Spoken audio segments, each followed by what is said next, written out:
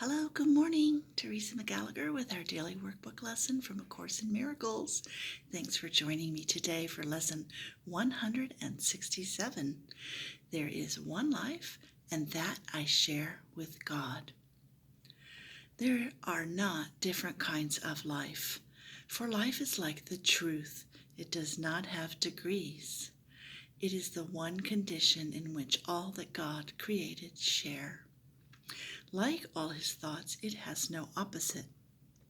There is no death because what God created shares his life. There is no death because the Father and the Son are one. In this world, there appears to be a state that is life's opposite. You call it death. Yet, we have learned that the idea of death takes many forms. It is the one idea which underlies all feelings that are not supremely happy. It is the alarm to which you give response of any kind that is not perfect joy. All sorrow, loss, anxiety and suffering and pain, even a little sigh of weariness, a slight discomfort, or the merest frown acknowledge death, and thus deny you live. You think that death is of the body, yet it is but an idea irrelevant to what is seen as physical. A thought is in the mind. It can be then applied as mind directs it, but its origin is where it must be changed. If change occurs, ideas leave not their source. The emphasis this course has placed on that idea is due to its centrality in our attempts to change your mind about yourself. It is the reason you can heal. It is the cause of healing. It is why you cannot die.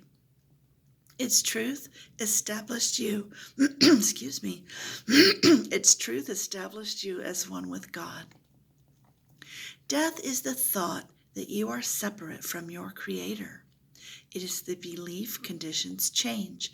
Emotions alternate because of causes you cannot control. You did not make and you can never change. It is the fixed belief ideas can leave their source and take on qualities the source does not contain, becoming different from their own origin, apart from it in kind as well as distance, time, and form. Death cannot come from life. Ideas remain united to their source. They can extend all that their source contains. In that, they can go far beyond themselves, but they cannot give birth to what was never given them. As they are made, so will their making be. As they were born, so will they then give birth. And where they come from, there will they return. The mind can think it sleeps, but that is all. It cannot change what is its waking state. It cannot make a body nor abide within a body. What is alien to the mind does not exist because it has no source. For mind creates all things that are and cannot give them attributes it lacks, nor change its own eternal mindful state. It cannot make the physical. What seems to die is but the sign of mind asleep. The opposite of life can only be another form of life. As such, it can be reconciled with what created it because it is not opposite in truth. Its form may change. It may appear to be what it is not. Yet mind is mind, awake or sleeping. It is not its opposite in anything created, nor in what it seems to make when it believes it sleeps. God creates only mind awake. He does not sleep, and his creations cannot share what he gives not, nor make conditions which he does not share with them. The thought of death is not the opposite to thoughts of life. Forever unopposed by opposites of any kind, the thoughts of God remain forever changeless, with the power to extend forever changelessly, but yet within themselves, for they are everywhere. What seems to be the opposite of life is merely sleeping. When the mind elects to be what it is not, and to assume an alien power which it does not have, a foreign state it cannot enter, or a false condition not within its source, it merely seems to go to sleep a while. It dreams of time, an interval in which what seems to happen never has occurred. The changes wrought are substanceless, and all events are nowhere.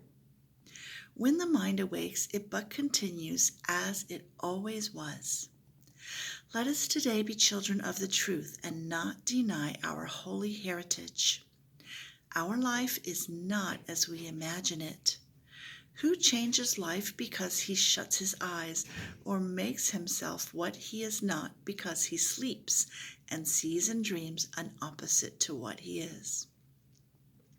We will not ask for death in any form today, nor will we let imagined opposites to life abide even an instant where the thought of life eternal has been set by God himself. His holy home we strive to keep today as he established it, and wills it be forever and forever. He is Lord of what we think today, and in his thoughts, which have no opposite, we understand there is one life, and that we share with him, with all creation, with their thoughts as well, whom he created in a unity of life that cannot separate in death and leave the source of life from where it came. We share one life because we have one source, a source from which perfection comes to us, remaining always in the holy minds which he created perfect.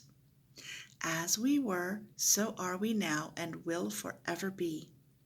A sleeping mind must waken as it sees its own perfection mirroring the Lord of life so perfectly it fades into what is reflected there. And now it is no more a mere reflection. It becomes the thing reflected, and the light which makes reflection possible. No vision now is needed, for the weakened mind is one that knows its source, itself, its holiness. So great to see you here today, and I look forward to seeing you again tomorrow. I hope you have an incredible day. Thanks again, and love you. Bye-bye.